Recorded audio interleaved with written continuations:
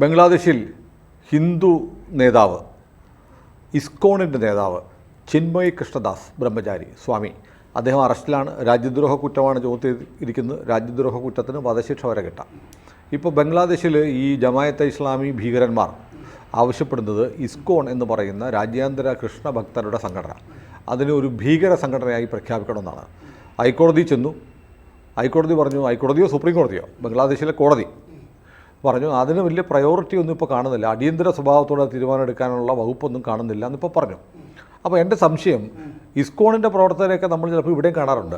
ഭഗവത്ഗീതയൊക്കെ വിറ്റുകൊണ്ട് വെള്ള വസ്ത്രം ഒക്കെ ധരിച്ച് ഒരു കുടുംബയൊക്കെ വെക്കുന്ന ചില സന്യാസിമാർ, ബ്രഹ്മചാരികൾ വന്നിട്ട് നമ്മുടെ നാട്ടിലും വല്ലപ്പോഴും വന്ന് വളരെ ശാന്തരായി വന്ന് ഈ അവരുടെ ശ്രീകൃഷ്ണ ചരിതം ഭഗവത്ഗീതയൊക്കെ വിറ്റു പോകുന്ന ആളുകളെ കാണാറുണ്ട്. ഇവർ ഭീകരവാദികളാണോ? എന്താ ഈ ഇസ്കോൺ എന്ന് പറഞ്ഞാൽ?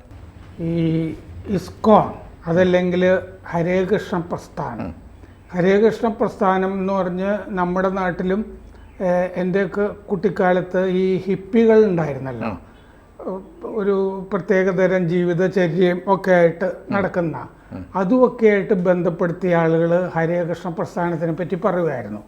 കാരണം ഇതിൻ്റെ ഭക്തിവേദാന്ത സ്വാമി പ്രഭുപാദ അദ്ദേഹമാണ് ഈ ഹരേകൃഷ്ണ പ്രസ്ഥാനം, ISKCON, international society for Krishna consciousness, അതിൻ്റെ ഷോർട്ട് ഫോമാണ് ഇസ്കോൺ. നമ്മൾ ബാംഗ്ലൂർ പോകുമ്പോൾ പ്രശസ്തമായ ഇസ്കോൺ ക്ഷേത്രമുണ്ട്. ബാംഗ്ലൂരിൽ കുറച്ച് നഗരത്തിൽ നിന്ന് മാറി ക്ഷേത്രമുണ്ട്, അവിടെയും പോയിട്ടുണ്ട്. അത്യാവശ്യം ഒരു ആദ്യമായിട്ട് അവിടെ പോയപ്പോൾ ഇതൊരു ഡിജിറ്റൽ ക്ഷേത്രമാണല്ലോ എന്ന് നമുക്ക് തോന്നുന്ന വിധത്തിലായിരുന്നു അതിൻ്റെ മൊത്തം സജ്ജീകരണങ്ങൾ. അത്യാവശ്യം ഈ ഇസ്കോണുമായിട്ട് ബന്ധപ്പെടുന്ന സ്വാമിമാരൊക്കെ വിദേശികളാണ്, നല്ല വിദ്യാഭ്യാസമുണ്ട്, അവർക്ക് മോഡേൺ ടെക്നോളജി അറിയാം. അപ്പോൾ അവിടുത്തെ ഈ മ്യൂസിക് അങ്ങനത്തെ സംഗതികളൊക്കെ ഉണ്ടല്ലോ, ഇതൊക്കെ വളരെ ക്ഷേത്രത്തിൻ്റെ അകത്തെ സജ്ജീകരണങ്ങൾ പണിതിരിക്കുന്നത് എല്ലാം ആ രീതിയിലാണ്. ഒരു ഡിജിറ്റൽ സെറ്റപ്പാണ് അതിൻ്റെ അകത്തുള്ളത്. ഭക്ഷണമൊക്കെ തരുന്നുണ്ട് അവർ, രാവിലെ സൗജന്യ ഭക്ഷണവും കാര്യങ്ങളും ഒക്കെ ഉണ്ട്. അപ്പോൾ ഈ ഒരുമാതിരി ഇങ്ങനത്തെ പ്രസ്ഥാനങ്ങൾക്കൊക്കെ കൽക്കട്ട ഒരു പേര് കൊടുക്കുന്ന സ്ഥലമാണ്. കാരണം മറ്റേ ബംഗാൾ നവോത്ഥാനം എന്ന് പറഞ്ഞിട്ടൊരു സംഭവം ഉണ്ടല്ലോ, ഈ 90s ഒക്കെ 19th സെഞ്ച്വറിയിലും പിന്നെ 20th സെഞ്ച്വറിയുടെ തുടക്കത്തിലുമൊക്കെ നടക്കുന്നത്.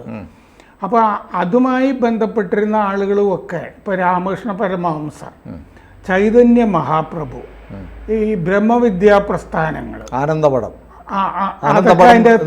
ആനന്ദമാർഗികൾ, അവരെ കുറിച്ച് പറയുന്ന നോവൽ, വിഖ്യാതമായ നോവലാണ്. അതെ. അപ്പോൾ അവരിങ്ങനത്തെ നാടകങ്ങളൊക്കെ കളിക്കുക, ശ്രീകൃഷ്ണനെ സംബന്ധിച്ചിട്ടുള്ള അതൊക്കെ കളിക്കുക, ഇങ്ങനത്തെ ഇതിനുമൊക്കെ രാമകൃഷ്ണ പരമഹംസരും പോകുന്നതായിട്ടൊക്കെ നമുക്ക് അതിൽ വായിക്കാനും ഒക്കെ കഴിയും.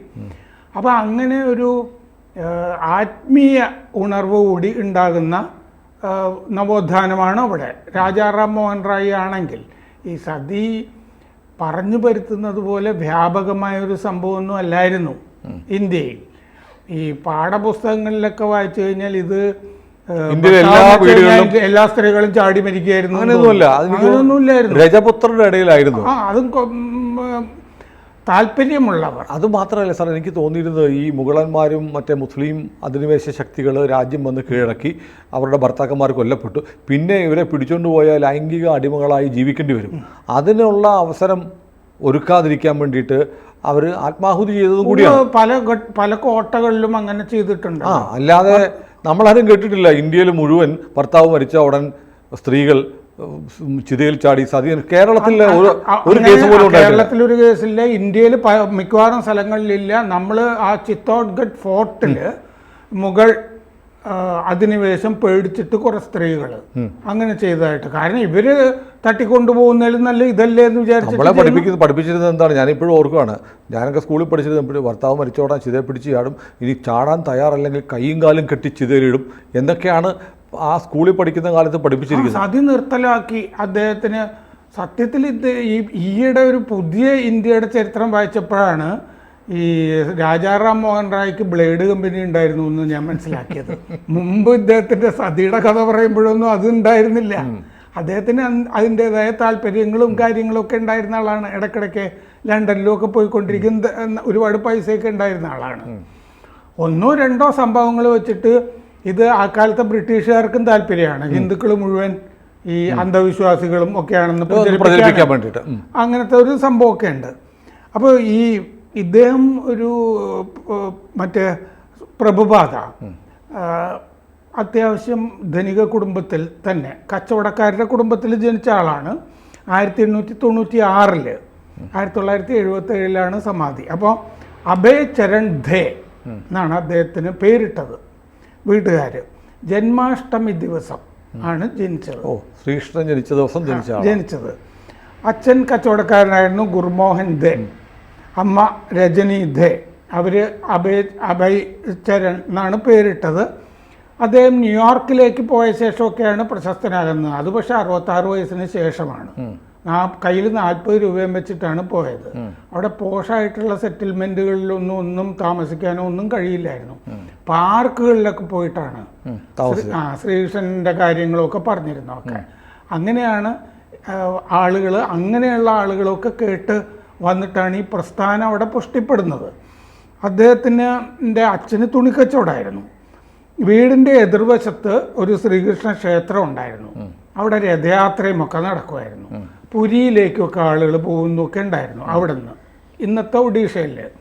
അപ്പോൾ ഈ രഥയാത്ര എന്ന് പറഞ്ഞ സംഗതി പിന്നീട് ഇദ്ദേഹം ഈ ശ്രീകൃഷ്ണ പ്രസ്ഥാനത്തിലേക്കും ഹരേകൃഷ്ണ പ്രസ്ഥാനത്തിലേക്ക് കൊണ്ടുപോയി അമേരിക്കയിലുമൊക്കെ രഥയാത്ര അതൊക്കെ അങ്ങനെ സംഘടിപ്പിക്കുകയൊക്കെ ചെയ്തിരുന്നു. ഇത് പഠിക്കുന്ന ലണ്ടനിൽ അയച്ച് ലോ പഠിപ്പിക്കണം എന്നൊക്കെ അമ്മയ്ക്കുണ്ടായിരുന്നു. പക്ഷെ അച്ഛൻ പറഞ്ഞു ഇല്ല, ഇവിടെ എൻ്റെ കച്ചവടത്തിലൊക്കെ ചേരണം എന്നൊക്കെ പറഞ്ഞു അവിടെ ലോ കോളേജിൽ ചേർത്തു കൽക്കട്ടയിൽ. ആ സമയത്ത് പഠിക്കുന്ന കാലത്ത് വിവാഹം കഴിപ്പിച്ചു. രാധ റാണി ദത്ത എന്ന് പറഞ്ഞിട്ട് ഒരു ധനിക കുടുംബത്തിൽ നിന്ന് തന്നെയാണ് കല്യാണം കഴിച്ചത്. 5 കുട്ടികളുണ്ടായി. അപ്പോഴൊന്നും ആത്മീയപാതയിലൊന്നും ഇല്ല. ഈ അലഹബാദിലൊരു മരുന്ന് കമ്പനി സ്വന്തമായിട്ട് തുടങ്ങിയിരുന്നു ഇദ്ദേഹം, ഈ അഭയ് ചരൺ ധേ. അത് കഴിഞ്ഞ് 1922 ഭക്തി സിദ്ധാന്ത സരസ്വതി എന്ന് പറഞ്ഞൊരു സ്വാമിജിയെ കണ്ടു. ആ സ്വാമിജിയാണ് 1933 ഇദ്ദേഹത്തിന് സന്യാസ ദീക്ഷ കൊടുക്കുന്നത്. ജാതകത്തിൽ ആദ്യകാലത്ത് തന്നെ ജാതകം എഴുതുമ്പോൾ തന്നെ ഇയാൾ കടൽ കിടക്കും, പക്ഷെ അത് 70 വയസ്സൊക്കെ ആവുമ്പോഴായിരിക്കും എന്ന് ജാതകത്തിൽ പറയുകയൊക്കെ ചെയ്തിരുന്നു. അപ്പോൾ ഇദ്ദേഹം അവിടെ ചെയ്തിരിക്കുന്നത് എന്താണെന്ന് വെച്ചാൽ ഈ ഗൗഡീയ വൈഷ്ണവ ഹിന്ദു പ്രസ്ഥാനം എന്ന് പറയും. ഈ ഗൗഡീയ എന്ന് പറയുന്നത് പശ്ചിമ ബംഗാളിലെ മാൾഡ ഇല്ലേ ഇപ്പോഴത്തെ, ആ മാൾഡ മേഖലയ്ക്കാണ് ഗൗഡിയ എന്ന് പറയുന്നത്. അവിടെ ഉണ്ടായ വൈഷ്ണവ പ്രസ്ഥാനം അത് ചൈതന്യ മഹാപ്രഭുവിൻ്റെയൊക്കെ പാരമ്പര്യമാണെന്ന് ഇവർ അവകാശപ്പെടുന്നുണ്ട്. അതിൻ്റെ അകത്തൊന്നും ഈ പറഞ്ഞ ഭീകരതയും കാര്യങ്ങളും ഒന്നുമില്ല. ഭീകരതയൊക്കെ നമ്മൾ ആകെ കണ്ടിരിക്കുന്ന കൽക്കട്ടയിൽ തന്നെ, ബംഗാളിൽ തന്നെ ഉണ്ടായ ആനന്ദമാർഗ പ്രസ്ഥാനം. ഞാൻ പറഞ്ഞ ആനന്ദപടത്തിന്റെ കാര്യം തുടക്കത്തിൽ പറഞ്ഞല്ലോ. ആനന്ദമാർഗ പ്രസ്ഥാനത്തിൽ ഉണ്ടായിരുന്നു. പുരുളിയയിൽ ആംസ് ഡ്രോപ്പിംഗ്, ആയുധം ഇവർക്ക് വേണ്ടി ഡിസംബർ 17 ആയുധം ഇവർക്ക് ഇറക്കി കൊടുക്കുന്നു. കിം ദേവി എന്ന് പറഞ്ഞ നീൽസ് ഹോക്ക്, അയാളുടെ ഒറിജിനൽ പേര് അങ്ങനെയാണ്. അപ്പോൾ അങ്ങനെ ഇറക്കി കൊടുക്കുന്നതും അവർ ചില പരിപാടികളും ഒക്കെ ചെയ്യുന്നതും ഭീകര പ്രവർത്തനങ്ങളും. ഈ ആനന്ദമാർഗികളെ കുറിച്ച് പ്രത്യേകം സംസാരിക്കാം. ഈ പുരുളിയിൽ ഇടയ്ക്ക് ഈ ആനന്ദമാർഗികൾ നമ്മുടെ കൊച്ചിയിലൊക്കെ വരുന്ന കാണാറുണ്ട്. ആനന്ദമാർഗികൾ അതെ, കടും കാവി ആയിട്ടുള്ള വസ്ത്രം ധരിച്ച് പെട്ടെന്ന് കണ്ടാൽ ചുവപ്പാണെന്ന് തോന്നും. നമ്മുടെ നാട്ടിലും ഒക്കെ കാണുന്നുണ്ടായിരുന്നു ഇവരെ. കാരണം ഇവര് കൂട്ടമായിട്ട് ട്രെയിനിൽ ഇറങ്ങി സൗത്ത് റെയിൽവേ സ്റ്റേഷനിൽ വഴിയൊക്കെ ഇറങ്ങി പലയിടത്തേക്ക് പോകുന്ന കാണാം. കൂട്ടമായിട്ട്. ഇപ്പൊ ആനന്ദമാർഗികളൊക്കെ നിരോധിക്കപ്പെട്ടിട്ട് ഇപ്പോൾ അവരെ പറ്റി അധികം കേൾക്കാനില്ല. അപ്പോൾ ഈ പ്രഭുപാദ, സ്വാമി പ്രഭുപാദ 1966 ജൂലൈ 13 ആണ് ന്യൂയോർക്കിൽ ചെല്ലുന്നത്. ഇതിൻ്റെ ആസ്ഥാനം ബംഗാളിൽ മായാപൂർ ആയിരുന്നു, മായാപുരി എന്ന് പറയുമായിരുന്നു. പിന്നെ വൃന്ദാവനിലും ഇടയ്ക്കിടയ്ക്ക് താമസിക്കുമായിരുന്നു അദ്ദേഹം. നമ്മുടെ ഉത്തർപ്രദേശിൽ വൃന്ദാവനിലും ആയിട്ട് മാറി മാറി താമസിക്കുന്നുണ്ടായിരുന്നു. അപ്പോൾ പ്രധാനമായിട്ടും ഭാഗവതം, ഭഗവത്ഗീത ഇതൊക്കെയാണ് ഈ പ്രസ്ഥാനത്തിൻ്റെ അടിസ്ഥാന ഗ്രന്ഥങ്ങൾ എന്ന് പറയുന്നത്. നമ്മൾ ട്രെയിനിൽ യാത്ര ചെയ്യുകയാണെങ്കിൽ, നോർത്തിലേക്ക് യാത്ര ചെയ്യുമ്പോൾ അല്ലെങ്കിൽ മഹാരാഷ്ട്രയിലേക്ക് യാത്ര ചെയ്യുമ്പോൾ എന്തായാലും ഇവരെ കണ്ടുമുട്ടും. ഇവർ ഭഗവത്ഗീത, ഇദ്ദേഹത്തിന്റെ ഭഗവത്ഗീത വ്യാഖ്യാനം ചെറിയ വിലയേ ഉള്ളൂ. ചെറിയ വിലയുള്ളൂ, നല്ല ക്വാളിറ്റി, നല്ല കടലാസ്. കൊച്ചിയിലിടയ്ക്ക് നമ്മുടെ കടവന്ത്ര ഭാഗത്ത് ഒരിക്കൽ ഇവർ വന്നിട്ട് ഇവരുടെ ബ്രഹ്മചാരീസ് കുടുംബയൊക്കെ വെച്ചിട്ടുള്ള ആളെ കാണുന്നത് ഒരുപാട് കാലത്തിന് ശേഷം അവർ ഇത് വിൽക്കുന്നുണ്ട്. സായിപ്പന്മാര് കുടുംബം, സായിപ്പന്മാരും നോർത്ത് ഇന്ത്യൻ ഫുഡായിരുന്നു. അതെ. അപ്പോൾ സാധാരണ ഞാൻ ട്രെയിനിൽ കാണുമ്പോൾ ഈ വില കുറവായതുകൊണ്ട് നമ്മൾ ഏതെങ്കിലും വീട്ടിലേക്കോ ഒക്കെ സന്ദർശനത്തിന് പോകുമായിരിക്കുമല്ലോ, അവർക്ക് ഈ ഭഗവത്ഗീത ഒരെണ്ണം സമ്മാനിക്കുക, കുഴപ്പമൊന്നുമില്ല, ഒരു ഭഗവത്ഗീതയല്ലേ എന്ന് പറഞ്ഞിട്ട്. അപ്പോൾ ഇത് 16-ാം നൂറ്റാണ്ട് മുതൽ അദ്ദേഹം പൈതൃകമൊക്കെ പറയാറുണ്ട് ഈ പറയുന്ന പോലെ. ഇവർക്ക് ഏതാണ്ട് 1,00,000-ഓളം അംഗങ്ങൾ ഈ മൊത്തം പ്രസ്ഥാനത്തിൽ ആഗോളമായിട്ട് ചുരുക്ക സമയം കൊണ്ട് തന്നെ അമേരിക്ക, യൂറോപ്പ്, ആഫ്രിക്ക എല്ലായിടത്തും ഉണ്ടായി. 20-ാം നൂറ്റാണ്ടിൻ്റെ മധ്യകാലം മുതൽ ഹരേകൃഷ്ണ പ്രസ്ഥാനം, ഇവർ ലാക്ടോ വെജിറ്റേറിയനിസം, അതായത് പാല് കുടിക്കാം, പിന്നെ വെജിറ്റേറിയൻ ആയിരിക്കണം, മാംസബുക്കുകളൊന്നും എടുക്കില്ല, അതാണ് അവരുടെ ഒരു ശീലം. ഭക്തിയോഗം, മറ്റേ ഓരോന്ന് പറയില്ലേ, കർമ്മയോഗം, ജ്ഞാനയോഗം, അതിൽ ഭക്തിയോഗ സിദ്ധാന്തം എന്ന് പറഞ്ഞാൽ കൃഷ്ണനോട് ഭക്തി പ്രകടിപ്പിച്ച് കൃഷ്ണനാണ് പരമപുരുഷൻ എന്ന് കരുതി കൃഷ്ണഭക്തിയിൽ ജീവിതം ലയിപ്പിച്ച് നടക്കുക എന്നാണ് പറയുന്നത്. അദ്ദേഹമാണ് ഏറ്റവും വലിയ ആത്മീയ പുരുഷൻ കൃഷ്ണൻ എന്ന് കരുതി നടക്കുക. അപ്പോൾ സോവിയറ്റ് യൂണിയൻ്റെ തകർച്ചയ്ക്ക് ശേഷം സോവിയറ്റ് യൂണിയനിലും കിഴക്കൻ യൂറോപ്പിലുമൊക്കെ ഈ പ്രസ്ഥാനം ഗംഭീരമായിട്ട് വളർന്നു. അപ്പോൾ ഗൗഡ എന്ന് പറയുന്നത് നേരത്തെ പറഞ്ഞ പോലെ വെസ്റ്റ് ബംഗാളിലും ബംഗ്ലാദേശിലും ഒക്കെ ഈ മാൾഡയുമായി ബന്ധപ്പെട്ട് അവിടെ നിന്ന് വ്യാപിച്ച് നിൽക്കുന്ന ഒരു പ്രദേശമാണ്.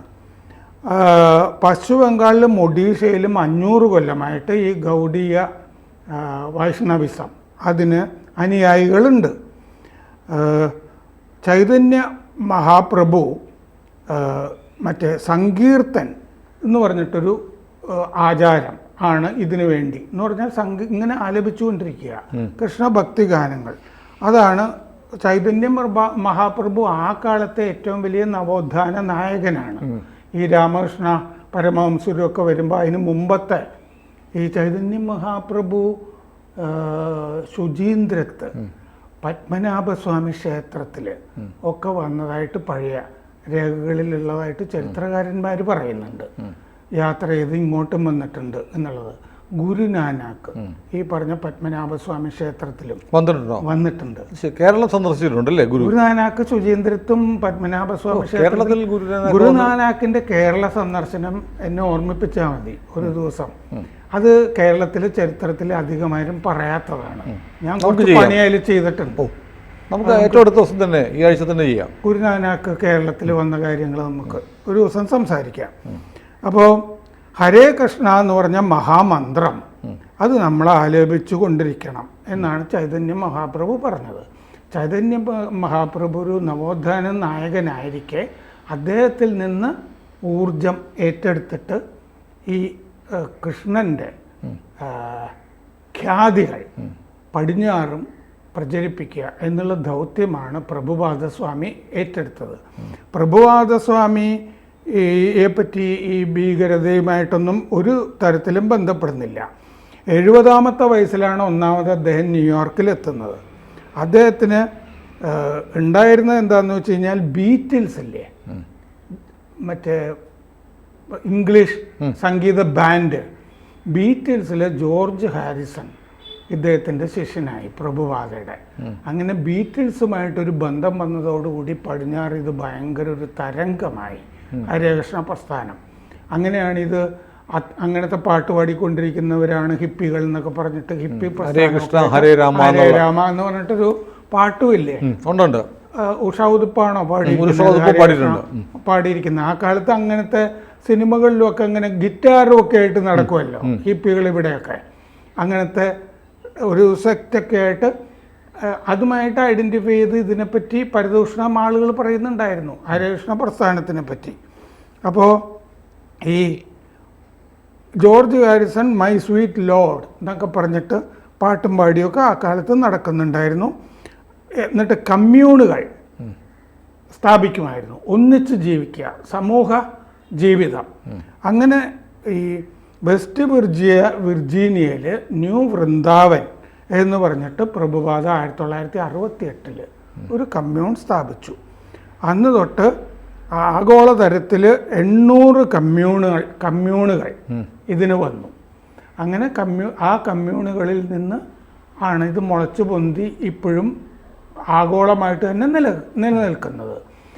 ഹരേകൃഷ്ണ പ്രസ്ഥാനത്തിൻ്റെ ആസ്ഥാനം എവിടെയാണ്? ഹരേകൃഷ്ണ പ്രസ്ഥാനത്തിൻ്റെ ആസ്ഥാനം ന്യൂയോർക്ക് തന്നെ, പിന്നെ കൽക്കട്ട, വൃന്ദാവൻ. കാരണം എന്താണെന്ന് വെച്ചാൽ വൃന്ദാവനിലാണ് അദ്ദേഹം സമാധിയായത്. കൽക്കട്ടയിലോ? കൽക്കട്ടയിലല്ലോ, അല്ല, യു പിയില്. അപ്പൊ വൃന്ദാവൻ യു പിയിലാണ്. ഒരിക്കല് നമ്മൾ ഈ ഒരു ലെബനനിൽ നിന്ന് ഒരു മുസ്ലിം മതം മാറി ഹിന്ദുവായി ഹരേകൃഷ്ണ പ്രസ്ഥാനത്തിൽ ചേർന്ന കാര്യവും ഞാൻ സംസാരിച്ചിരുന്നു എന്നാണ് എൻ്റെ ഓർമ്മ, ഈ യുദ്ധമൊക്കെ നടക്കുന്ന സമയത്ത്. അപ്പോൾ ഇപ്പോൾ ബംഗ്ലാദേശിൽ സംഭവിച്ചിരിക്കുന്നത് എന്താണെന്ന് വെച്ച് കഴിഞ്ഞാൽ അവിടെ ഹിന്ദുക്കൾ പീഡിപ്പിക്കപ്പെടുന്നു. ഹരേകൃഷ്ണ പ്രസ്ഥാനം ആഗോളമായിട്ടുള്ളതുകൊണ്ട് ബംഗ്ലാദേശിലും ഉണ്ട്. അവിടുത്തെ ഹിന്ദുക്കൾക്ക് വേണ്ടി ശബ്ദിച്ചു അദ്ദേഹം. ഒരു മീറ്റിംഗിൽ പങ്കെടുത്തു. ആ മീറ്റിംഗിൽ കാവിക്കൊടി ഉയർത്തി. അതെ, അതിനാണ് അവിടുത്തെ പതാകയെ ആക്ഷേപിച്ചു എന്ന് പറഞ്ഞ് ദേശദ്രോഹം ചുമത്തിയിരിക്കുന്നത്. ഇന്നൊരു വീഡിയോ, ഒരു ചിത്രം കണ്ടു, അത് ഞാൻ സുനിലിനെ അയച്ചിട്ടുണ്ട്. അതായത് അവിടുത്തെ ഒരു ഇൻസ്റ്റിറ്റ്യൂട്ട് ഓഫ് ടെക്നോളജി, ബംഗ്ലാദേശിലെ ഏറ്റവും വലിയ എൻജിനീയറിംഗ് യൂണിവേഴ്സിറ്റിയൊക്കെ ആയിട്ടുള്ള സ്ഥലത്ത് നിലത്ത് ആളുകൾ പോകുന്ന പ്രവേശന കവാടമില്ലേ, അവിടെ ഇന്ത്യൻ പതാക ഇങ്ങനെ നിലത്ത് കിടക്കുക ഭൂമിയിൽ. ആളുകൾ മുഴുവൻ ഈ പതാക ചവിട്ടിയിട്ടാണ് മുമ്പോട്ട് പോകുന്നത്. ഇങ്ങനെ ഇന്ത്യൻ പതാകയെ അപമാനിക്കുന്ന സ്ഥലത്താണ് അവരുടെ ദേശീയ പതാകയെ ഈ ഹരേകൃഷ്ണ പ്രസ്ഥാനത്തിൽ ഒരാൾ അപമാനിച്ചു. ഒരു റാലിയുടെ ഇടയ്ക്ക് കാവിക്കൊടി ഉയർത്തി എന്നുള്ളതാണ്. കൊടി ഉയർത്തി, അതാണ് സാധാരണ അവിടെ ആ പതാകയെ ഉയർത്താവൂ, ഇവിടെ കാവിക്കൊടി ഉയർത്തി. ഇതാണ് അപമാനിച്ചതെന്നാണ് പറയുന്നത്. അത് നമ്മൾ വായിച്ചപ്പോഴൊക്കെ ഒരു ക്രെഡിബിൾ ആയിട്ടുള്ള ഒരു. മാത്രമല്ല, ഇദ്ദേഹം ബംഗ്ലാദേശിനെ തകർത്ത പ്രളയം വന്ന സമയത്ത് ആയിരക്കണക്കിന് വീടുകൾ നിർമ്മിച്ചു കൊടുത്തു, മുസ്ലിങ്ങൾക്ക് ഉൾപ്പെടെ. മുസ്ലിങ്ങൾക്ക് പ്രാർത്ഥിക്കാൻ സ്ഥലമില്ലായിരുന്നപ്പോൾ ഹരേകൃഷ്ണ പ്രസ്ഥാനത്തിൻ്റെ ഇസ്കോണിൻ്റെ ആസ്ഥാനത്ത് നിസ്കരിക്കാൻ സ്ഥലം കൊടുത്തു. ഒരുപാട് ആളുകൾക്ക് സഹായവും ദുരിതാശ്വാസത്തിനുള്ള കാര്യങ്ങളൊക്കെ കൊടുക്കുന്നതിൻ്റെ വീഡിയോസും ഫോട്ടോകളും ലഭ്യമാണ്. നമ്മൾ നേരത്തെ ഒരു വീഡിയോയിൽ ആ ചിത്രങ്ങളെല്ലാം കാണിച്ചു, ഇതിൻ്റെ കൂടെയും കാണിക്കാം. ഇതിപ്പോൾ അദ്ദേഹത്തിനൊരു വക്കീലുണ്ടായിരുന്നു, വക്കീലും മുസ്ലിമായിരുന്നു, വെടിവെച്ച് കൊന്നല്ലോ കഴിഞ്ഞ ദിവസം. അദ്ദേഹത്തിന് വേണ്ടി വാദിക്കാനുണ്ടായിരുന്ന ആൾ ഹിന്ദു ഒന്നും അല്ലായിരുന്നു. അതെ. പിന്നെ വന്ന ആളുകൾക്ക് ഇപ്പോൾ പേടിയൊക്കെ ഉണ്ട്, കൊല്ലപ്പെടുവോ എന്നുള്ള പേടിയുണ്ട്. അതുപോലെ പീഡനം നടക്കുകയാണ് അവിടെ ഹിന്ദുക്കൾക്കെതിരെ. ഇതിൻ്റെ ഇടയിൽ കൂടി ചൈനയും കയറി പണിയുന്നുണ്ട്. ഏതായാലും ഒരു പക്ഷേ ചിന്മയി കൃഷ്ണദാസ് എന്ന സന്യാസി വര്യൻ്റെ നേർക്കുണ്ടായ ആക്രമണം അദ്ദേഹത്തെ ജയിലിലടച്ചത് ബംഗ്ലാദേശിൻ്റെ കാര്യത്തിൽ ഒരു വഴിത്തിരിവാകാൻ സാധ്യതയുണ്ട്. ബംഗ്ലാദേശിൽ ഹിന്ദുക്കൾ അത്ര കുറവൊന്നുമല്ല, 1,30,00,000 ഹിന്ദുക്കളുണ്ട്. നിലനിൽപ്പിന് വേണ്ടിയിട്ടാണല്ലോ. അതെ, ഇവരൊന്നിച്ചു നിന്ന് തിരിഞ്ഞു നിന്നാൽ ചിലപ്പോൾ എന്തെങ്കിലുമൊക്കെ നടക്കും. അത് നടക്കാൻ സാധ്യതയുണ്ട്. മാത്രമല്ല, ട്രംപ് ദീപാവലിക്ക് ഈ ഇദ്ദേഹത്തിനെ അറസ്റ്റ് ചെയ്യുന്നതിനൊക്കെ മുമ്പാണല്ലോ അത്. ദീപാവലിക്ക് തന്നെ അവിടുത്തെ ഹിന്ദു പീഡനം ഭീകരമാണ് എന്ന പ്രസ്താവന ഇറക്കിയതാണ്. അപ്പോൾ വലിയ മാറ്റങ്ങൾ ബംഗ്ലാദേശ്. ഞാൻ പ്രതീക്ഷിക്കുന്നത് ഇന്ത്യ നിർണായകമായ സമയത്ത് ബംഗ്ലാദേശിൽ ഇടപെടും എന്ന് തന്നെയാണ്. അത് ചിലപ്പോൾ ജനുവരി 20 ശേഷം എപ്പോൾ വേണമല്ലോ ആവാം. ഇടപെടേണ്ടി വരും. പക്ഷേ ചൈന അവിടെ പിടിമുറുക്കുന്നതാണ് അതിൻ്റെ അകത്തൊരു വിഘ്നമായി വരാൻ സാധ്യത. കാരണം ഈ മുസ്ലിം മത തീവ്രവാദ സംഘടനകളുടെ ആളുകളെയൊക്കെ വിളിച്ച് വിരുന്നൊക്കെ കൊടുക്കുകയൊക്കെ ചെയ്തിരുന്നു കഴിഞ്ഞ ദിവസം. അപ്പോൾ അല്ല, അതൊക്കെ ശരിയാണ്. പക്ഷേ ഒരു ദിവസം ഇന്ത്യൻ സൈന്യം അങ്ങ് ബംഗ്ലാദേശിലേക്ക് കയറിയാൽ ചൈനയ്ക്ക് എന്ത് ചെയ്യാൻ പറ്റും? ഒന്നും ചെയ്യാനില്ല. അതെ, കാരണം പെർസിക്യൂഷനാണല്ലോ ഹിന്ദുക്കളുടെ. അതെ, പീഡനമാണ്. ഇപ്പോൾ ചിറ്റഗോങ് അടക്കമുള്ള സ്ഥലങ്ങളൊക്കെ ഹിന്ദു ഭൂരിപക്ഷമുള്ള സ്ഥലമാണ്. അങ്ങനെ സംഭവിക്കാം. ഏതായാലും ബംഗ്ലാദേശിലെ ഹിന്ദുക്കൾ തനിച്ചല്ല. ചിറ്റഗോങ്ങും മുമ്പൊരിക്കൽ നമ്മൾ പിടിച്ചതാണ്. അതെ അതെ, 1971. ബംഗ്ലാദേശിലെ ഹിന്ദുക്കൾ ഒറ്റയ്ക്കല്ല എന്ന് പ്രഖ്യാപിക്കേണ്ട ഉത്തരവാദിത്തം ഇന്ത്യക്കാണ്. കാരണം അവർക്ക് പോവാൻ വേറെ ലോകത്ത് ഒരു രാജ്യവുമില്ല, ഇന്ത്യയും നേപ്പാളും അല്ലാതെ. അതെ. കൂടുതൽ വാർത്തകളും വിശേഷങ്ങളും നിങ്ങളിലേക്ക് എത്താൻ ABC മലയാളം സബ്സ്ക്രൈബ് ചെയ്യുക, ബെൽബട്ടനും അമർത്തുക.